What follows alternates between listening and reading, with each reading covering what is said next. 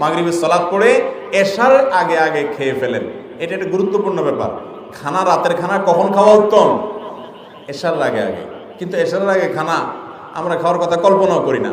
এশার আগে খানা খাওয়াটা স্বাস্থ্যের জন্য উপকারী। কেন জানেন? কারণ আপনি খানা খেয়ে ফেলছেন, এরপরে আপনি এশার নামাজ পড়বেন, আপনার এক্সারসাইজ হয়ে যাবে, এগুলো ডাইজেস্ট হয়ে যাবে, এরপর আপনি বিছানায় চলে যাবেন, আপনার জন্য স্বাস্থ্যগত দিক থেকে উপকার হবে। আমরা কি আর এশার আগে কথাবার্তা, খাওয়া দাওয়া সব শেষ করে এশার পরে দ্রুত শুয়ে পড়া, এই জিনিসটা তো সমাজ থেকে একেবারে হারিয়ে গেছে। আমাদের সমাজে আজকাল 12টা 1টা না বাজলে আমাদের ঘুম হয় না।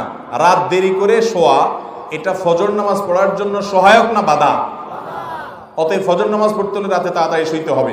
এছাড়া আমরা জানি এখন সায়েন্টিফিকলি এটা প্রমাণিত, রাতের প্রথম অংশ 10টা থেকে 2টা পর্যন্ত এই টাইমের ঘুমটা মানুষের স্বাস্থ্যের জন্য অনেক ভালো। এতে মানুষের ইমিউন সিস্টেমটা অনেক স্ট্রং হয়, রোগ প্রতিরোধ ক্ষমতা বৃদ্ধি পায়।